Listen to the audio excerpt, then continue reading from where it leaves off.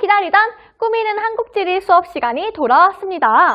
여러분들이 저한테 개인적으로 질문을 정말 많이 주신 것 중에 하나가 선생님, 왜 이름이 꾸미는 한국지리예요? 라는 질문이 굉장히 많았습니다. 그 이유를 여러분들에게만 살며시 알려드리자면 먼저 첫 번째, 여러분들은 지금 진로가 있잖아요. 그것을 꿈이라고 부르죠. 여러분들의 꿈이 있는, 꿈과 관련되는 그러한 한국지리 수업을 하고 싶어서 꾸미는, 꿈이 있는 이런 식으로 언어 유희를 한번 사용해 보았습니다. 그리고 두 번째로 우리가 한국지리 수업을 배우면서 우리의 인생을 한번 예쁘게 꾸며간다는 의미에서 두 가지 의미로 선생님이 꾸미는 한국지리라는 단어를 선택을 했어요. 여러분들이 많이 좋아해 주셨으면 좋겠습니다. 자, 그러면 오늘 본격적으로 수업을 시작하도록 하겠습니다. 오늘 우리가 배울 단어는 여러분들이 알다시피 1단원이 아니에요. 1단원이 아니고 선생님이 그 1단원을 공부하기 전에 여러분들이 꼭 알아야 하겠다고 선생님이 판단을 해서 대한민국 지역 여행이라는 이름으로 우리나라 여러 도시들을 소개를 할 거예요. 그리고 그 도시들이 특징이 무엇인지, 위치는 어디 있는지 1차 시와 2차 시에 걸쳐서 공부를 해나갈 예정입니다. 그렇다면 우리 수업을 본격적으로 시작하기 전에 잠깐 리로스쿨에서 했던 수업 숙제를 한번 보겠습니다. 무려 57명의 학생들이 열심히 성실하게 숙제를 해주었어요. 그 숙제들을 선생님이 지금 하나하나 보면서 유진이 같은 경우는 정말 숙제를 3시간에 걸쳐서 했는지 확인도 하고 있고, 그 다음에 이거는 익명인데 A랑 B 친구는 왜 내용이 똑같지? 이거 이상하다 한 번쯤 선생님이 보고 있기도 합니다. 그렇다면 그 숙제 내용은 무엇이었을까요? 네, 바로 우리가 지금 오늘 배울 단어과 비슷한 지역의 특성과 그 다음에 지역의 위치를 여러분들이 한번 스스로 찾아보는 그러한 내용이었습니다. 그렇다면 그 지역 중에서 오늘 배울 단어는 바로 광역시 편이에요. 광역시의 플러스로 우리가 살고 있는 서울, 그 다음에 제주도, 세종까지 공부를 할 예정입니다. 그러면 이 지역은 어떻게 이루어져 있는지 한번 보도록 하겠습니다. 그 전에 다들 학습지를 준비해 주세요. 그 학습지는 여러분들 리로스쿨에도 탑재가 되어 있고 EBS 온라인 클래스에도 있는데 그 학습지가 한글과 PDF 두 가지 버전이 있을 거예요. 여러분들은 그것을 인쇄를 하셔도 좋고 아니면 집에 프린트가 없는 학생이 있다면 저한테 특정 약속된 시간에 와서 받아가도 괜찮고요. 귀찮다 하는 학생들은 한글 파일을 띄워놓고 수업을 듣는 동시에 한글 파일로 타이핑하면서 열심히 들어주시면 되겠습니다. 자, 여기 이 사진을 보시면 우리나라 전체적인 모습이 나타나 있습니다. 우리나라를, 이 모습을 한자로 시작하는 3가지 단어로 표현할 수 있어요. 3글자의 단어로. 한, 반, 도죠 여러분. 그러면 이 한반도는 현재 어떻게 구성되어 있을까요? 위쪽은 바로 북한, 아래쪽은 남한으로 이루어져 있습니다. 북한과 남한으로 현재 구분이 되어 있기 때문에 지금 이 시간에는 남한을 조금 더 중점적으로 볼게요. 이 남한은 이렇게 이루어져 있는데요. 여러분들, 지금 이 시간에 적어도 나는 시험에 큰 관심이 없다고 생각하는 친구들도 이것만큼은 꼭꼭꼭 알아줬으면 좋겠어요. 자, 우리가 있는 서울은 지금 파란색으로 표시된 지역입니다. 그리고 이 서울을 둘러싸고 있는 도를 경기도라고 합니다. 이 경기도는 지금 대한민국에서 사람들이 제일 많이 살고 있는 곳이에요. 더욱더 발전 가능성이 큰 곳이기도 합니다. 그 다음에 이 인천이라는 곳을 한번 보시면 서울과 경기와 굉장히 가까운 지역에 있죠. 그래서 경기, 서울, 인천 이 3가지 곳을 다 통틀어서 우리는 수도 서울의 근처에 있는 곳이다 해서 수도권이라고 이야기를 합니다. 여러분들 이거는 꼭 암기해 주셔야 돼요. 왜냐하면 뉴스 기사를 볼 때도 그렇고 여러분들이 친구들과 대화를 할 때도 이 수도권이라는 말은 굉장히 많이 사용하고 있습니다. 자, 그러면 이 수도권 말고도 우리 대한민국의 여러 가지 도들이 어디에 있는지를 지금 꼭 알아주셔야 되는데요. 수도권 바로 밑에 있는 도는 어디일까요? 보시다시피 충청도네요. 이 충청도에는 이제 우리가 가운데에 위치해 있다. 그래서 교통이 좋다라고 흔히 표현을 많이 하고요. 지금 대전이 그 충청도 근처에 위치하고 있는 것을 여러분들이 확인할 수 있겠습니다. 충청도 아래쪽으로 가시면 어떤 곳이 있죠? 네, 전라도가 있죠? 전라도도 지금 충청도와 마찬가지로 남과 북으로 나뉘어져 있습니다. 여러분들 위쪽이 북이고 아래쪽이 남이라는 사실은 알고 있죠? 자, 그러면 넘어갈게요. 우리가 지금 여기가 서울이 있잖아요. 그러면 그 서울에서 내가 동해바다를 보고 싶은 거야. 동해바다를 보고 싶으면 어디로 가야 되죠? 강원도로 가야 되죠. 그래서 이쪽에 있는 여기 그림에도 보시면 강원도가 위치해 있고요. 이 강원도 아래쪽은 경상도입니다. 경상도도 마찬가지로 남과 북으로 나눠져 있는 거 여러분들이 확인할 수 있을 거예요. 그래서 지금 이 시간에는 여러분들이 이 도의 위치, 이것만큼은 적어도 확실하게 알아주셔야 됩니다. 그러면 지금 아직까지 못 외우고 있는 학생들도 있을 것이고 이미 알고 있는 학생들도 있을 거예요. 잠깐 멈추고 경기도는 어디였지? 서울은 어디였지? 수도권 세 가지는 어디였죠? 뭐 그런 것들을 다 암기하신 후에 그 뒤에 내용을 들어주시면 되겠습니다. 네, 여러분들 지금 다 암기하셨을 거라고 생각을 해요. 그러면 지금 우리가 첫 번째로 이 지역을 배우는 이유는 바로 첫 번째, 기본이기 때문입니다. 이 내용을 모르고 우리가 인생을 살아가기가 힘들어요. 친구들과 대화를 할 때도 혹은 선거방송, 최근에 4월 15일에 선거가 있었어요. 그래서 그 선거의 방송을 볼 때 부산에서는 이 사람이 당선됐구나. 와, 이곳은 정말 치열한 접전이 있었네. 근데 이곳은 어디지? 궁금해할 수 있잖아요. 그 다음에 우리가 여행을 갈 때도 친구들이 야, 여수 가자 라고 했는데 난 여수가 어딘지 몰라. 그래서 여수가 어디야? 이렇게 물어볼 수 있잖아요. 이렇게 기본이기도 합니다.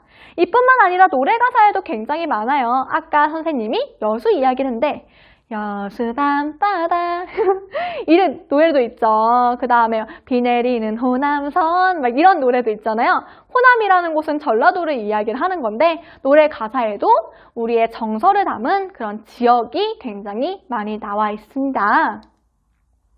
자, 그리고 두 번째 이유, 여러분 중간고사에 이거 나옵니다. 중간고사 문제예요. 작년 선배들이 풀었던 문제입니다.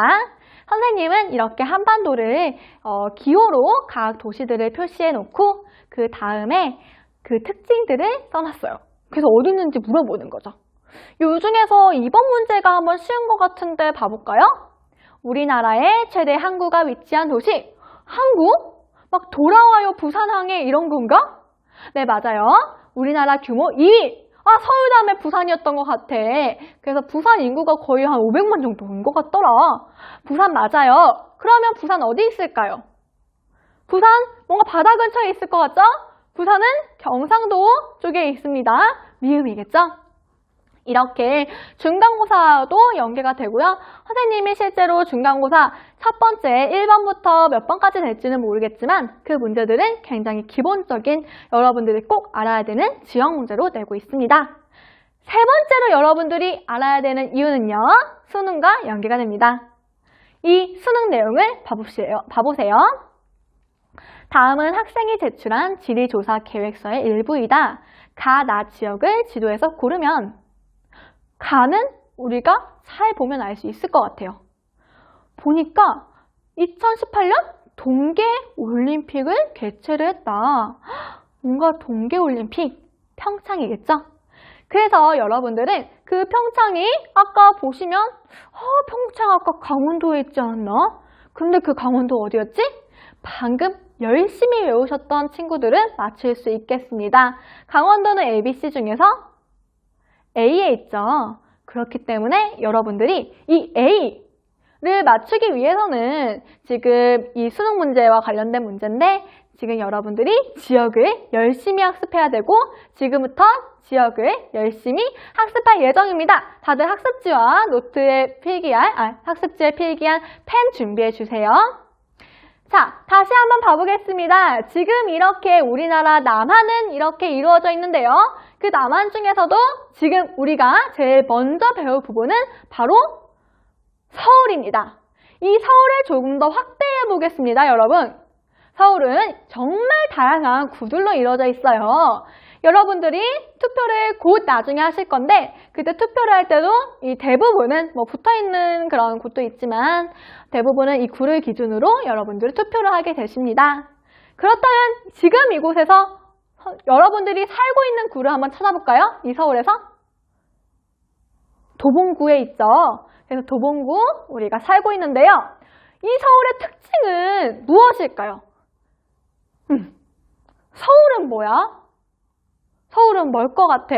민경아, 서울은 뭘 것 같아? 서울이란 건요, 뭐냐면 우리나라의 수도라는 말이 먼저 떠오르지 않으세요? 그러면 그 수도라는 특징을 담아서 서울은 지금 대한민국의 수도이기도 하지만 과거 대한민국 이전에 역사적으로 어떤 나라가 있었죠? 역사적으로 조선이라는 나라가 있었고 그렇기 때문에 세계에서 인정하는 다양한 문화유산이 있습니다. 여러분, 이거는 전데요. 제가 작년에 여러분들 선배들이랑 같이 놀러 갔어요. 경복궁을. 그래서 이 경복궁의 사진입니다. 서울은 이처럼 조선시대의 수도였기 때문에 이렇게 경복궁이 예쁘게 있죠. 그래, 서울은 우리나라의 수도이며 경복궁과 같은 문화유산이 있으며 또 세 번째 특징은 무엇이냐면 이 사진과 관련이 있습니다. 여러분, 이 사진에서 이 사람들 무엇을 하고 있는 것 같아요? 옷을 사고 파는 장면이 보이시나요? 실제로 우리가 4호선 창동에서 쭉 내려가면 동대문 역사문화공원이라는 곳이 있습니다. 이 곳은 옷을 대량으로 사고 파는 곳이에요. 그렇기 때문에 이 서울의 의류산업은 굉장히 발전을 했습니다. 그런데 이 옷을 사고 팔려면 공장에서 옷을 생산을 해야겠죠. 그래서 서울은 마찬가지로 의류 제조를, 옷을 만드는 사업도 발전을 했어요. 그래서 지금까지 배운 세 가지 서울의 특징을 한번 정리를 해보겠습니다. 서울은 학습지에 적어주세요. 서울은 수도이며 세계 문화유산, 우리나라 조선의 수도였기 때문에 세계 문화유산이 굉장히 많고요. 그 다음에 의복 제조업이 1위예요, 1위. 여러분들 1위라는 거 꼭 기억해 두세요. 자, 그러면 두 번째 도시로 넘어가도록 하겠습니다. 두 번째 도시는 어디일까요, 여러분? 네, 여기 잘 적혀있죠. 아까 우리가 시험 문제를 통해서 맞췄던 부산입니다. 부산하면 여러분 어떤 것들이 생각나세요? 소연이 같은 경우는 부산하면 막 씨앗줬던 그런 게 생각난대요. 그리고 이제 부산은 아무래도 바다랑 붙어있는 항구 도시이기 때문에 막 시장, 자갈치 시장, 막 바다 냄새, 해운대에 가서 막 어른이 되면 굉장히 재밌는 막 바다를 보면서 막 이제 술도 마시고 그럴 수 있다라는 이야기를 좀 들어보신 적이 있는지 모르겠네요. 그래서 이런 부산은 특징이 바다와 연관이 많이 되어 있습니다. 부산은 어떻게 보면 어촌, 물고기 마을 촌자 써서 물고기와 많이 연관이 되어 있는 그런 곳이라고도 할 수 있겠네요. 혹시 영화 국제시장을 보시면 부산의 특징을 여러분들이 쉽게 확인할 수 있을 것입니다. 그리고 이 너무 예쁜 이 사진은요, 지금 바다와 맞닿아 있는 부산의 그런 아파트의 한 모습인데요.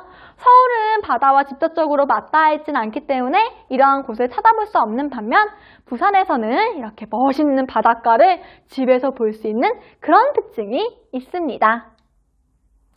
그리고 이 부산에서는요, 국제영화제가 열려요. 그래서 그 국제영화제에서 너무너무 멋있는 배우분들이 화려한 옷을 입으시고 이제 항상 시상식 혹은 그런 영화제에 참석하시는 그런 모습을 확인할 수 있겠습니다. 그래서 여러분들이 부산에 가시면 막 배우들의 그런 발자국이 남아있는 그러한 것도 여러분들이 확인할 수 있어요.